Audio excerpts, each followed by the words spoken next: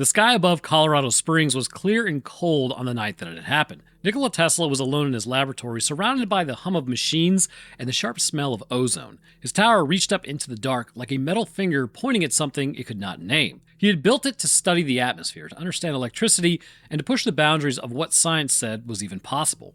He had done all those things before, and he expected nothing unusual that evening. Then, his equipment came alive. The antenna began receiving a signal, not static, not interference, but a transmission. Regular intervals, structured and repeating. Tesla sat there, still, and listened. He ran through every explanation that he knew. Natural atmospheric disturbance, maybe reflection from a thunderstorm, a fault in his own instruments. One by one, he eliminated them. The signal was not random. It was patterned in a way that nature does not produce by accident. He traced the direction of the source. It was not coming from the ground, it was not bouncing off the stratosphere, it was coming from above, from far above. And Tesla, being Tesla pretty much, did not panic. He was a man of precision and logic, but that night, sitting alone in his tower while the signal pulsed through his equipment in perfect artificial rhythm, even Tesla felt like something, maybe precision and logic might not fully explain this. He believed he was not alone. And here's the part they never fully addressed. He was right.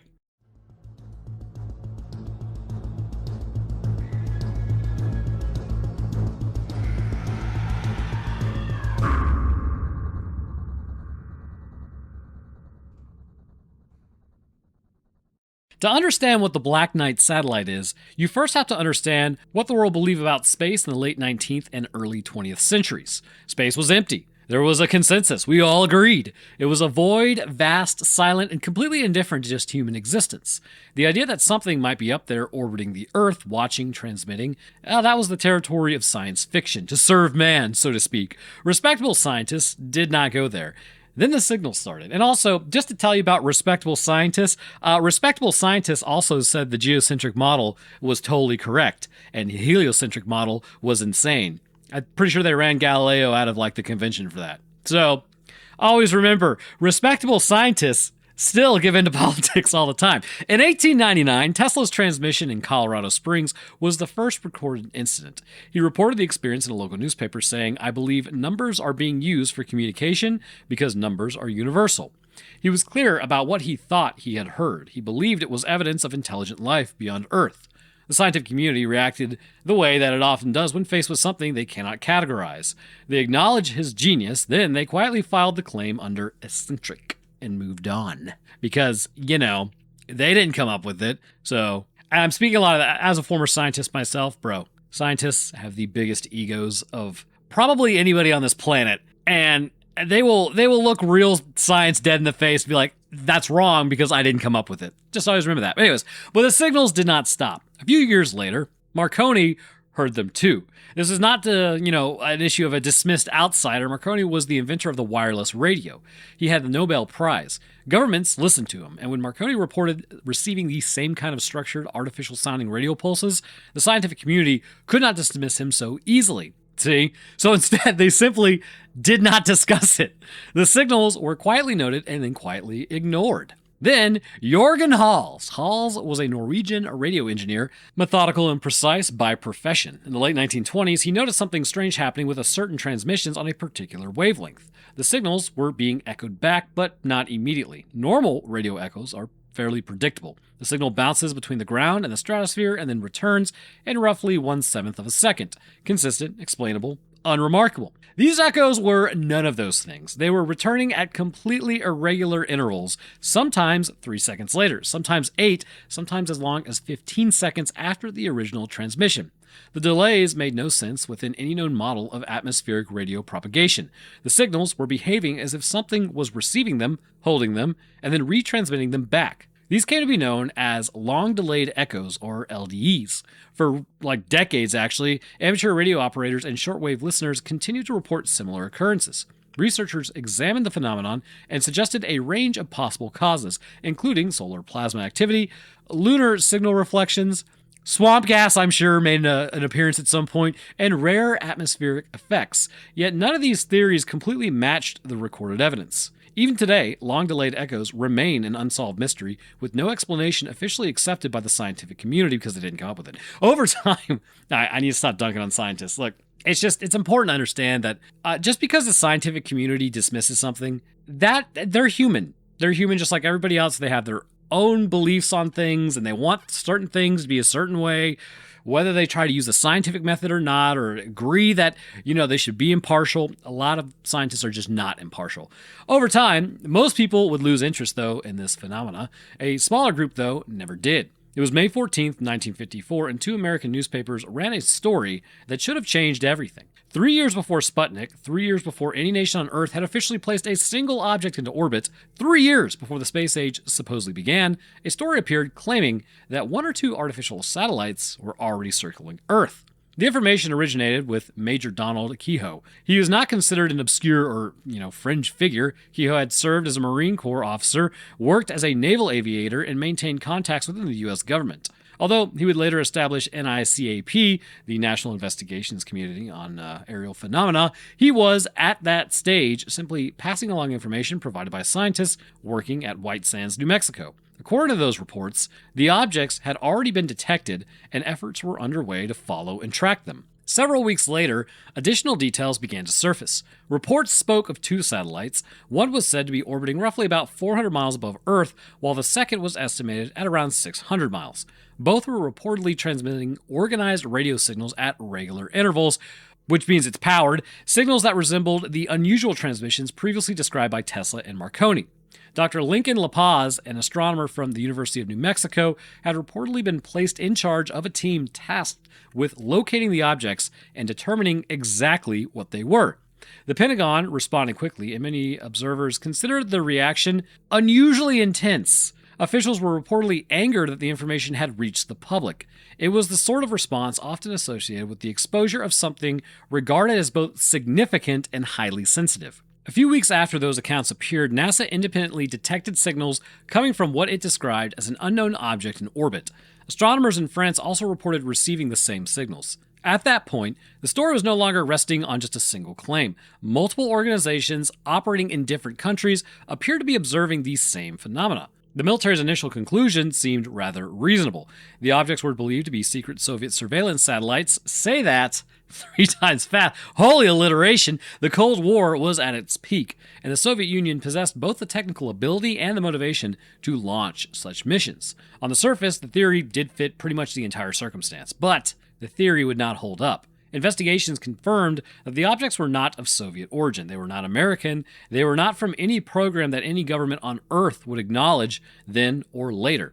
If they weren't Russian and they weren't American, because we were the only ones really doing anything, the only question that remained was the one nobody really wanted to answer out loud.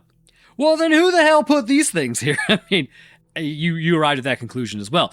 By 1957, the world had Sputnik. The Soviet Union had made it official. The space age had begun. Isn't it interesting that all of this was going on, and then we're like, hey, we should probably go to space and see what's going on over there. Sputnik was tracked, photographed, and monitored by observers around the world. It became the most watched object in Earth's orbit, which made it very easy to notice something else traveling alongside it. In 1957, a researcher working for the Venezuelan government was observing Sputnik 2 as it passed over Caracas. Or is it Caracas? It's definitely Caracas, whatever. Anyways, he picked up a second object near it. His first assumption was that maybe he just made an error. Maybe he was seeing Sputnik itself from a different angle. Then he checked the orbital direction. Sputnik moved in prograde orbit, west to east, following the rotation of the Earth. That is the standard path for any satellite launched from the surface, because Earth's rotation gives the launch an extra push in that direction. The second object was moving in retrograde, east to west, against the rotation of Earth. In the mid-1950s, this was not just unusual, it was impossible. No rocket on Earth had the capability to insert a satellite into retrograde orbit. The fuel requirements alone were beyond any known launch system, and yet there was. Through the late 1950s, reports actually would continue to accumulate, if you can believe it. Astronomers called it the dark satellite.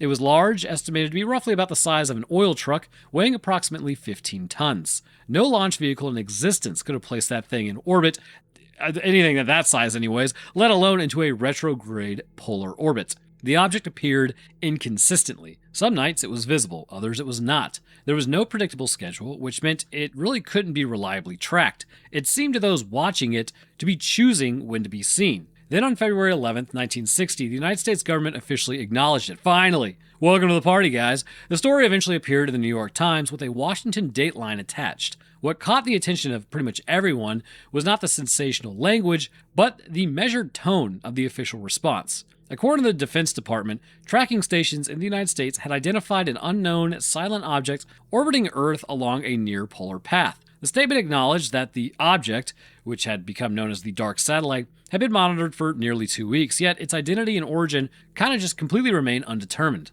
That admission carried unusual weight. At the height of the Cold War, the United States was devoting enormous resources to monitoring Soviet technology and military developments. And here's this thing floating above our heads, and we don't even know what it is. Even so, officials openly acknowledged that they had been tracking an object in orbit for 2 weeks without being able to determine exactly what it was or where it had come from. That was not an ordinary disclosure. Some would say it might induce panic. The reported polar orbit was also fairly noteworthy. At the time, no known Earth-launched satellite was operating with such an orbit. Yet, from a strategic standpoint, a polar orbit offers a major advantage.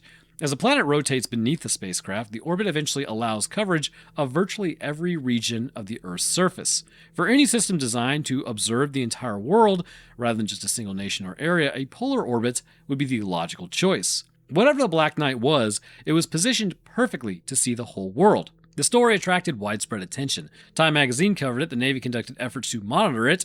Grumman Aircraft were the nation's leading military contractors, and they reportedly were assigned to the task of tracking and photographing the object. Those operations took place in August of 1960. Yet the resulting report and photographs were never publicly released. Maybe we'll get that eventually because they're trying to release a whole bunch of stuff, but as the mystery continued to grow, it began drawing the attention of individuals whose reputations were built on careful observation rather than speculation, because everybody else who had talked about it to begin with, screw them, I guess. Jacques Vallee, pretty sure, oh, dude, did you like that accent? Because that was pretty good, was not actively searching for UFOs. And that distinction is actually kind of important here. He was a French astronomer and computer scientist known for his disciplined and analytical approach. In later years, his work would contribute to ideas that helped shape the early development of computer networks and the internet. But always remember, it was the US who built the internet. GigaChads. He was not known for chasing sensational stories. Instead, he followed evidence wherever it seemed to lead. From his observatory in Paris, the trail eventually brought him to the Black Knight satellite. He observed it, he tracked its movements, he even captured it on film. He documented its polar orbit, confirming it was unlike anything in any human space program's inventory. He noted its massive estimated size. He compiled everything, the research, the photographs, the film footage. He assembled it all into a comprehensive file and then submitted it to his supervisor. What happened next was swift and total. The materials were confiscated immediately. The photographs were destroyed. The film was erased. The official explanation here is the one released to justify what had been done was that the observatory was embarrassed. It could not identify the object and therefore chose to destroy the evidence rather than admit ignorance. Yeah, that tracks. It's probably swamp gas. That explanation is so inadequate. Everybody was like, we're not even going to acknowledge that. Vallee knew it. He recognized the explanation for what it was. A cover. Thin enough to see through, actually. So thin, nobody would have even, I'm fairly certain a simpleton would be like, yeah, no, that doesn't make any sense. Anyways, this was not the action of an embarrassed institution. This was the action of an institution that had been told from somewhere above it to make the evidence disappear. The experience transformed Vallee, a man who had no particular interest in UFOs before that night. He became one of the most serious and credentialed researchers of the phenomenon in the world. He wrote 15 books, so if you're trying to cover up the evidence, oops. This is the Barbra Streisand effect. The more you try to cover it up, the more people are going to know about it. He published dozens of papers. He challenged mainstream science's willingness to just dismiss evidence that didn't fit established models. Heliocentric versus geocentric. He collaborated with J. Allen Hynek, the U.S. Air Force-owned scientific consultant on UFO investigations, and to this day, decades later, the destruction of that footage still bothers him. Of course, why not do it again? When a scientist of that caliber stays bothered by something for the rest of his career, it's probably worth asking why. During the Mercury 9 mission, Cooper reported actually observing a green glowing object traveling ahead of his spacecraft. By the way, seems like a bit of a jump. But we're jumping ahead. This is another guy entirely. Then comes another astronaut actually, Gordon Cooper. He was the kind of man who made the 1960s American space program feel like something out of a film. Short hair, fast cars, a grin that said he had already calculated every angle of every risk and decided that none of it scared him. He had actually learned to fly as a child, and he became a fighter pilot and then a test pilot at Edwards Air Force Base, and then one of the original Mercury 7 astronauts, the first American selected to go to space. He was, by every measure, among the most technically competent and psychologically unshakable individuals his country had ever produced. USA, baby. In 1963, Cooper piloted Mercury 9, the longest American space mission to date, 34 hours and 20 minutes in orbit, alone. Mid-mission, his landing systems actually failed completely, like a total failure. Another man might have panicked. Cooper switched everything off, performed the calculations manually in his head, and brought his capsule down by hand. He splashed down just 4 miles off target. He was so calm in space that he fell asleep during the rocket launch. Not before launch, waiting on the pad, but during launch. While the rockets were firing, and also, did he fall asleep or was it just like a G issue? Anyways, he had done it enough times that it just kind of bored him. And according to accounts from that mission, personnel on the ground stated that they were always tracking an unidentified object. An independent tracking station reportedly detected the same target and noted that it was moving from east to west in a retrograde path. The story quickly attracted media attention, with NBC News reporting on the incident soon after. When Cooper returned to Earth, questions about the sighting were largely kept out of the press discussions. An official explanation later suggested that maybe electrical problems aboard the spacecraft may have contributed to the elevated carbon dioxide levels and or swamp gas, potentially affecting perception. Yet critics of that explanation pointed to Cooper's performance during the mission. He successfully guided a malfunctioning spacecraft back to Earth manually and landed with remarkable precision. Swamp gas or no, that's pretty tough. To some observers, that raised an obvious question. If the sightings were simply the result of impaired judgment, how did the ground crew report tracking the same object? And how did an independent tracking station appear to report the object as well? Well, don't think about it. While Cooper remained on active military service, he did follow orders, though. He denied the sighting, he understood what the uniform meant, and that there were things that, there's things you know, there's things you say, and they're not always the same thing. And honestly, this is most people in the military. This is most people, scientists, this is most everybody. There's just things that you gotta wonder, is it really gonna help the average person know this, or is it gonna freak him out? Probably freak him out. Anyways, after he retired, Cooper stated openly and on record that at Edwards Air Force Base, he and other test pilots had witnessed a saucer-shaped craft land on a dry lake bed. The craft made no sound. They deployed retractable landing gear. The footage that base photographs actually took of the landing was immediately confiscated by men who arrived within minutes of the sighting. Cooper said that even the most fearless test pilots, men who flew experimental aircraft that weren't supposed to be flyable, were shaken by what they had seen. He later appeared before the United Nations and spoke publicly in interviews and openly shared his views on the subject.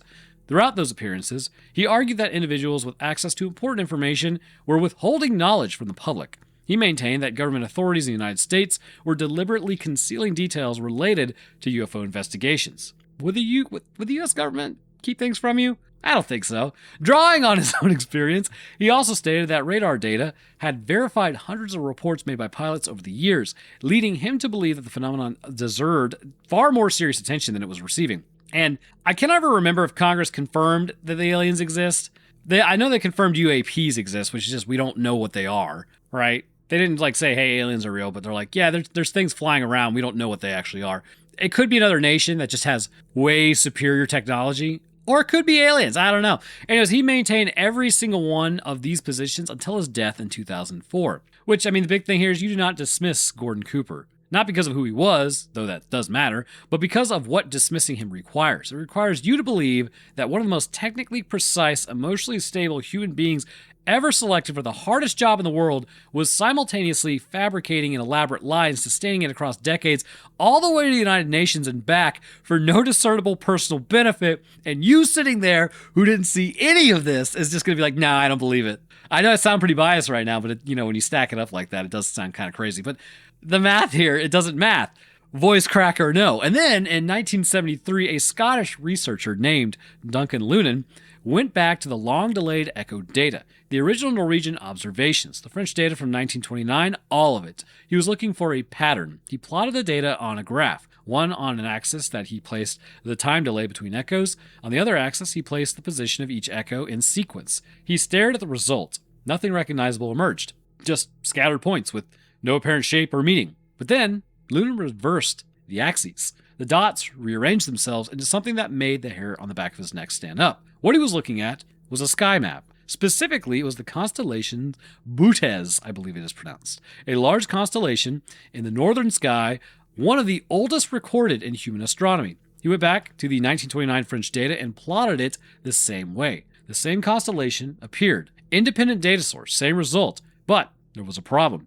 One star was out of position. Epsilon Bootes, a double star system about 203 light years from Earth, was slightly off from where it should appear in the current sky. The brightest star in the constellation, actually, is Arcturus. It was also slightly off-center. Lunan could not initially explain this, then he considered a different possibility. The Earth does not sit perfectly upright on its axis. It wobbles, the way a spinning top wobbles, due to gravitational forces from the Moon and the Sun, and probably also Jupiter. The wobble is slow and completely predictable. It takes approximately 26,000 years to complete a full cycle. Over long spans of time, the apparent position of stars as seen from Earth shifts measurably. This is called axial precession. When Lunan adjusted the star map to account for axial precession, working backward through time, the stars did align.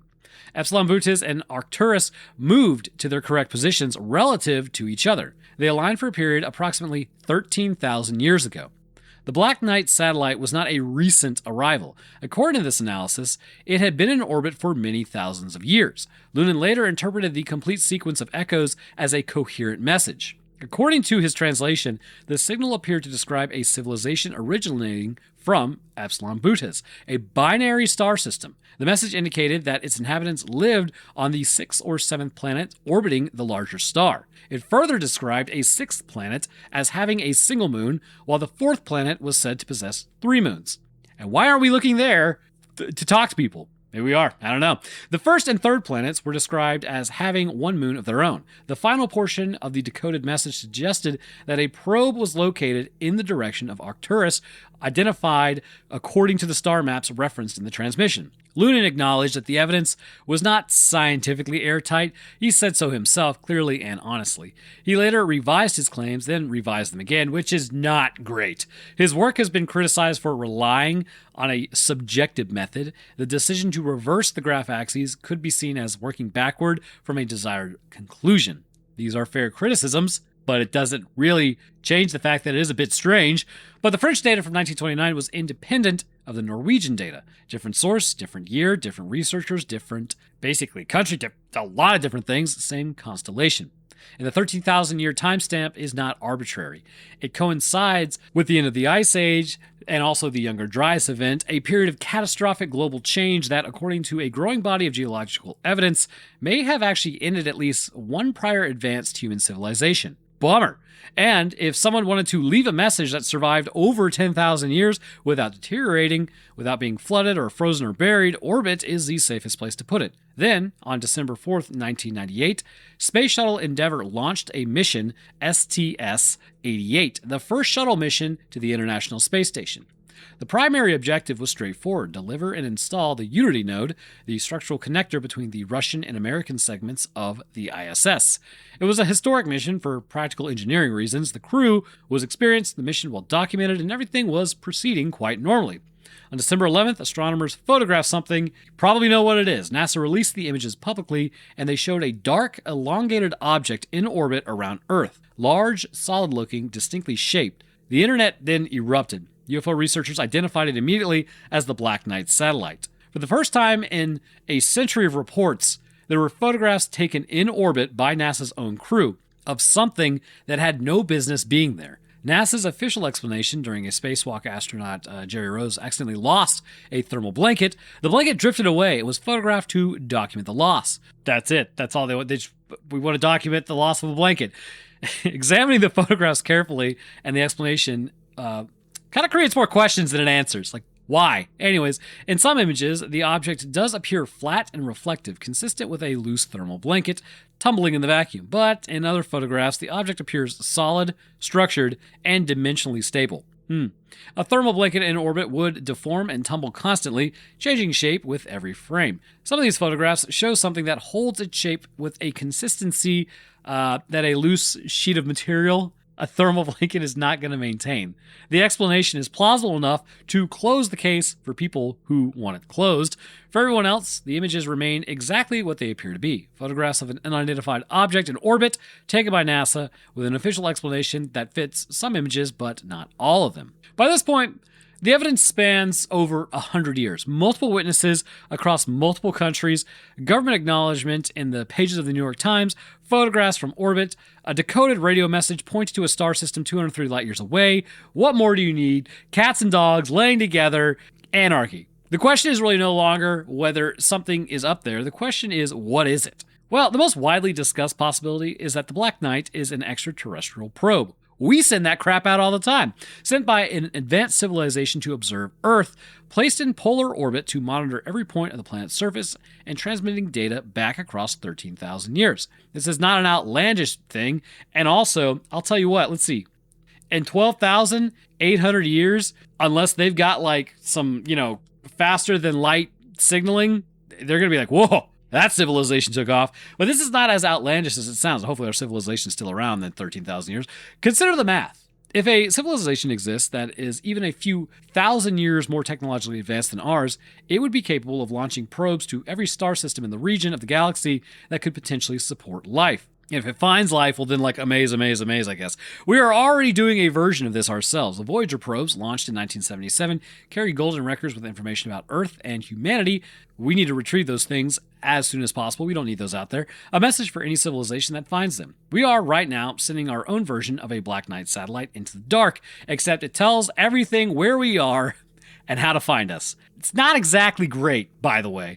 If an advanced civilization placed a probe in Earth's orbit 13,000 years ago, the long-delayed echoes could be the probe receiving signals and retransmitting them. Its transmissions functioning as both data collection and as an interstellar handshake saying, we are here, we have been watching, when you are ready, here is where to find us.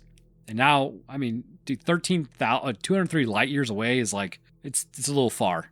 Proxima Centauri is 4 light years away, I think. And that's even too far. We'll get there eventually. The polar orbit is perfectly chosen for this purpose, by the way. The size, 15 tons, suggests that something is built for durability and performance, not a quick observation mission. It's there for the long haul. And over 10,000 years of continued function implies either incredibly advanced materials and power systems, or a probe designed to last effectively forever. The ancient human artifact idea also kind of comes up, which is the second possibility. And this one's kind of harder to accept, but also impossible to dismiss outright. Multiple ancient texts across cultures that had no contact with each other describe a dark object in the sky. Some traditions describe what they call a dark arc, an object placed deliberately in the orbit to preserve something important. The specific word orbit does not appear in these texts, but the concept of a dark object circling the Earth, placed there by an advanced predecessor civilization, recurs with uncomfortable frequency. The 13,000-year date aligns with the period of profound global catastrophe. The Younger Dryas impact event, supported by geological evidence, including impact markers found on multiple continents, occurred more than 12,000 years ago and may have actually wiped out one or more advanced pre-Ice Age civilizations that mainstream archaeology has not fully accounted for. If a civilization knew the catastrophe was coming and wanted to preserve its knowledge, its science, its biology, its DNA, orbit is the only place that is immune to ice ages, sea level rises, and volcanic winters and nuclear war. And there is an elegant logic built into this theory. An object in orbit is invisible to any civilization that has not yet developed spaceflight. It cannot be discovered by accident. It cannot be stumbled upon by a farmer or a sailor or an archaeologist. It can only be found by a civilization that has grown advanced enough to leave the surface of the planet. In this reading, the Black Knight is not just a message, it is a test, a filter. We only get to read it when we have earned the right to find it. Now, normally I break in at the end with theories or whatnot, but this one is kind of an interesting concept because, let's say we knew Earth was boned, right? And we're like, well, what do? You would probably send, let's say if we're 500 years in the future, right? And you're talking about space flight being a little bit better. Maybe we're able to achieve 20% the speed of light, something like that. Then Interestingly, I think anyways, maybe like an ark was sent out to these specific planets that were humans, because it's like, okay, well, they could make it. It's just a small group of humans. And then the humans that were still left on Earth are then left behind, and they weren't really supposed to survive, but humans are like cockroaches. We're really hard to, you can't kill all of us. So some of us survived, and now we're back again, just continuing up the tech ladder. It's a pretty interesting idea. Anyways, the third possibility is the most mundane and in some ways the most troubling. Some researchers believe the Black Knight is human-made, a classified program operating at a level of secrecy above anything the public has ever been told exists. The evidence of suppression, confiscated footage, unreleased photographs, blocked press conferences, silenced astronauts, it's all entirely consistent with how deep black programs operate. We know this because we have seen it before. The Corona Project is the clearest example. For years, the U.S. government told the world that its Discover satellite program was a scientific research initiative. It was not. It was a covert CIA spy satellite program photographing the Soviet Union. The cover story was maintained for decades, confirmed only after declassification in 1995, and the Soviet Union had already fallen at this point, so nobody really cared. The government lied extensively. The government wouldn't lie. What? Consistently and effectively about what it was doing in orbit, and did so for a very long time. If they lied about that, what else would they lie about? The problem with the black program theory, though, is physics. The retrograde polar orbit of the 1950s sightings required capabilities that no nation on Earth possessed at that time. The 15-ton mass exceeded what any launch vehicle could have placed in orbit, unless, we just dapped up aliens or hey, can you take this into orbit? Which I don't think they would do. Even as a classified program, the engineering required to put something that large into orbit in the late 1950s was not within human reach. Unless the program wasn't built from scratch. Unless whoever was running it had help. So what could it be? Well, to understand that possibility, it helps to look beyond the individual incidents and examine the larger pattern. Tesla hears artificial signals from space in 1899, dismissed as eccentricity. Marconi hears the same signals, quietly ignored. LDEs are reported for decades, formally explained, and then moved past. Pre-Sputnik satellites are reported in newspapers, the Pentagon panics, and information is classified. The dark satellite is tracked for 2 weeks. Roanoke Tales is assassinated 5 days after uploading this. That's going to be really bad if that actually happens. Grumman's report and photographs are never released. Vallee films the object, footage confiscated and destroyed. Flimsy explanation offered. Cooper reports a sighting during Mercury 9 press conference. Press blocked. Official explanation proposed that insults the intelligence of anyone who examines it. I got dumber just by learning it. The STS-88 photographs were taken. Explain with a story that accounts for some images but not others, as it's just confirmed to just be a blanket. Each incident, taken alone, can be explained away. The pattern they form together is a bit more difficult to explain away. You do not destroy evidence of something that doesn't exist. You do not confiscate film of something that has a mundane explanation. You do not prevent a decorated astronaut from answering questions about a hallucination. The energy a government expends suppressing a piece of information is roughly proportional to how dangerous that information is. Bureaucracies are lazy by nature. They suppress things that matter, not things that don't. The Corona Project parallel is essential here. For decades, the government maintained that Discover was a science program. I'm with the science team. It was not. When the 1960 dark satellite sighting was officially explained away as a malfunctioning Discover 5 capsule, the explanation itself was built on a lie, because Discover was a cover story for a program that didn't officially exist, which those are all over the place. The government used a fictional program to explain an unexplained object. When researchers pointed out that the reported 1960 sighting actually referenced a 1959 observation, the explanation shifted again, a clerical error. Wrong date entered into the system. A lie. To cover a classified lie. To cover an unexplained object. Built by aliens. That is a 3-layer deception there. Beautiful. The triple threat. 3 layers of deception for something that is allegedly just a malfunctioning capsule. And at the center of it all are the photographs Grumman captured in August of 1960. Images that have never been released. More than 60 years later, they remain classified, hidden from the public view. Hopefully, I don't know, aren't they supposed to release a whole bunch of information about aliens coming up here soon or something like that? Declassifying the UAPs and hopefully the Black Knight's in there. Anyways, and that is where the story demands, honestly, an honest explanation or examination anyways. The Black Knight story, as it is commonly told in UFO communities, is not one clean, verified narrative. It is a composite, several separate mysteries accumulated over decades merged into a single legend. Some of those individual pieces do not survive scrutiny. Others do.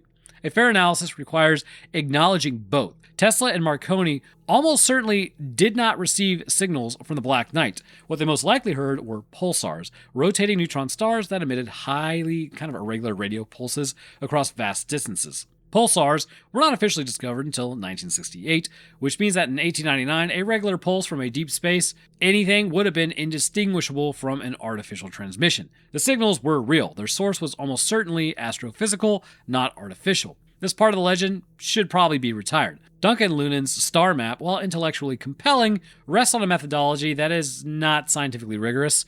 The decision to reverse the axes of the graph in order to produce a recognizable pattern is a process that can generate meaning where none exists if the analyst is motivated to find it. Lunan himself acknowledged this. The French data corroboration is interesting, though, but not sufficient on its own. The star map should be treated as a fascinating hypothesis, not confirmed evidence. The NASA STS-88 photographs, in all likelihood, are photographs of a lost thermal blanket. The simplest explanation for a flat, shiny object in orbit into the space shuttle is exactly what NASA said it was. Maybe. The photographs that appear to show a more solid structure may be the result of photographic angle, light reflection, or distance, a phenomena well understood in orbital photography. This does not mean the Black Knight does not exist. It means these particular photographs are not strong evidence that it does. Long-delayed echoes are real and formally unexplained, though. They have been documented by multiple independent researchers across decades. No natural explanation has been accepted as definitive by the scientific community. Their existence is not a dispute, or not in dispute anyways. Their cause is just genuinely unknown. In 1954, newspaper reports were sourced to a credible military officer citing government scientists. The subsequent NASA detection of an unknown orbiting object, independently confirmed by astronomers in France, is a matter of record. These records and reports predate Sputnik by 3 years. They were not fabricated by fringe researchers. They appeared in mainstream newspapers citing named sources.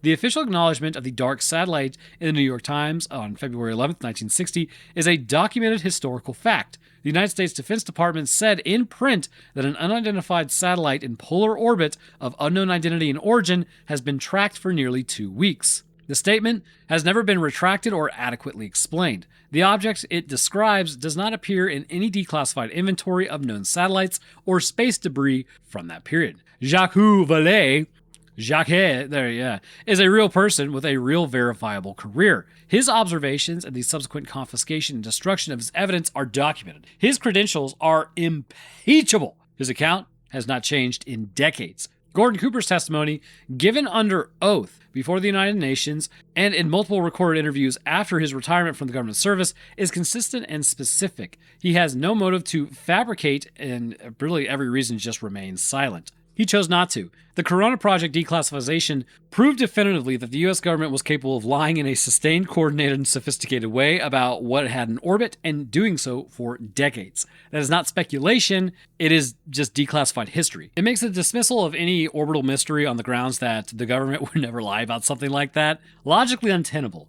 And if you say the government wouldn't lie about something, you're an idiot. The strongest version of the Black Knight case does not rest on Tesla's signals or Lunan's star map or the NASA photographs. And by the way, what do I mean by you're an idiot? I don't mean like, oh, don't trust the government, brother. Like, oh, they killed my dog or something. No, they do that sometimes. But what I mean is, like, sometimes they have to lie about certain things because they can't let the information get out there in case there's, like, honeypots or somebody listening or something like that. So it's not always just like, oh, we're going to lie because it's fun. Like, it's not always that. But yeah, I think you're like room temp IQ if you think like the government never lies about anything. That would be crazy. Anyways, it rests kind of in the middle period here, though, the late 1950s through the early 1960s, when multiple credible independent observers detected a massive object in orbit, and an impossible orbit at that, when the U.S. Defense Department acknowledged it publicly, when a credentialed astronomer filmed it and had his footage destroyed, and when an American astronaut reported seeing it from orbit and was subsequently silenced. These events cannot all be explained by pulsars, unless the pulsar, the government owes them money or something. I don't know. They cannot all be explained by thermal blankets. They cannot all be explained by a clerical error in a satellite database that turned out to be a cover story for a classified program. Something is up there. Whether it is alien in origin, human in origin, or something that we do not have a category for, the evidence for its existence is credible enough to demand serious open public investigations. Not fringe conferences, not classified reports that never see the light of day, but transparent scientific inquiry with publicly available data. We have the technology to visit it. We probably already have. We could put a craft into its orbit path today. We could photograph it at close range. We could potentially bring it back. It's 15 tons, though. It's pretty heavy. The fact that this has not happened or has happened without public disclosure is itself a data point.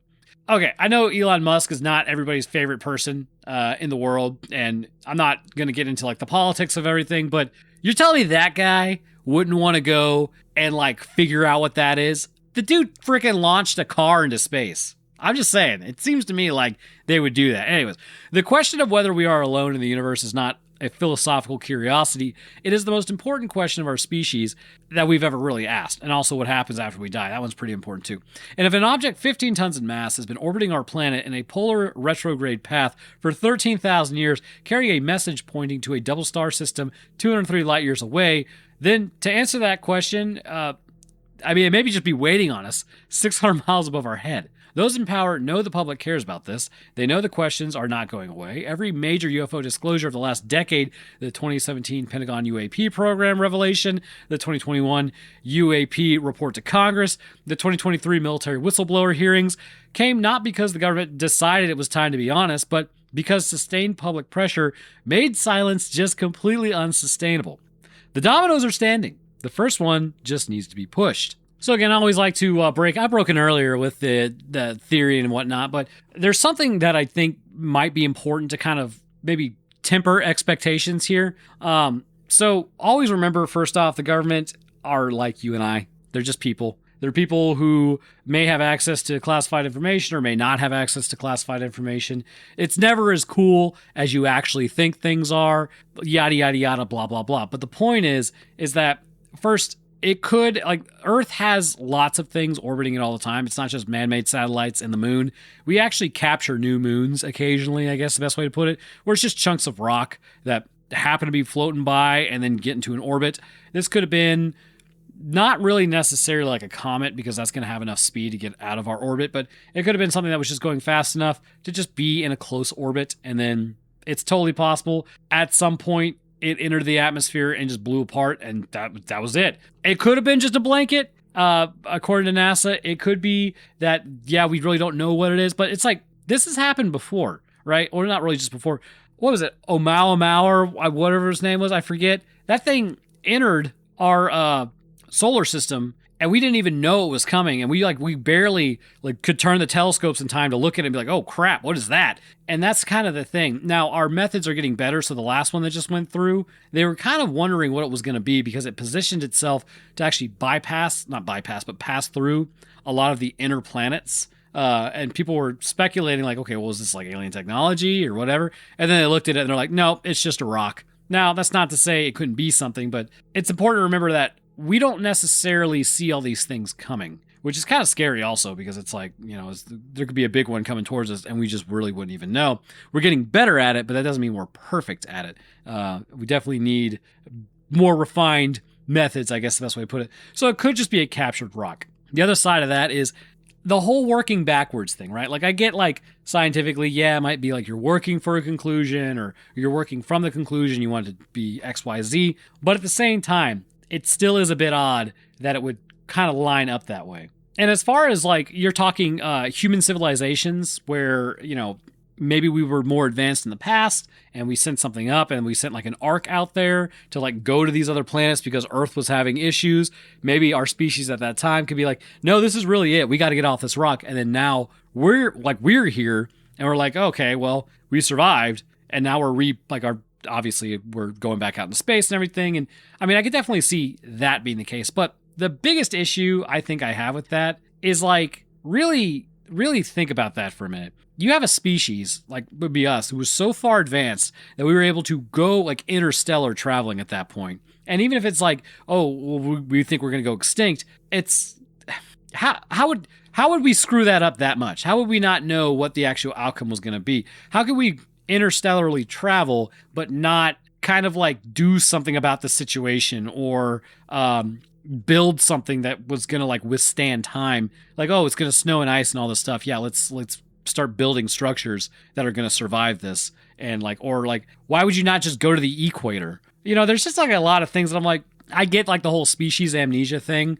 but I don't really buy that we were that advanced. Now, we could have been advanced, right? Like, oh yeah, well, we weren't just like, you know, skinning things with rocks. It's like, no, we were building like some houses or something like that. But like, I don't know about interstellar travel, and then all of a sudden, like, we all just get collective amnesia, and that was it. So, anyways, but I want to hear what you guys think. Do you like, what theory do you think it could be? Do you think it's really aliens? I mean, you know, you just never know.